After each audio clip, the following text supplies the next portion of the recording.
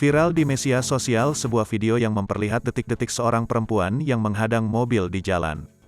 Perempuan yang mengenakan jilbab berwarna coklat muda itu bahkan sampai naik ke atas mobil berwarna hitam. "Perempuan jahat, viralkan aja viralkan," ucap perempuan itu. Rupanya perempuan tersebut sedang menghadang mobil milik ayahnya yang terpergok berselingkuh. Perempuan yang diketahui merupakan anak dari pemilik mobil berwarna hitam itu terlihat kesal dan marah. Ia pun terus menghalangi mobil tersebut agar tidak bisa berjalan. Terlihat pula beberapa orang yang berkerumun di lokasi tersebut dan mencoba menenangkan perempuan itu. Video tersebut diunggah oleh akun TikTok @holiamira dan menjadi viral di TikTok.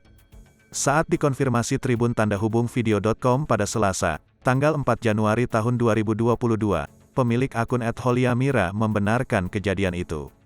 Suci Almira menginformasikan jika lokasi kejadian tersebut berada di SPBU Hesa Air Genting, Asahan, Sumatera Utara pada Jumat, tanggal 31 Desember tahun 2021.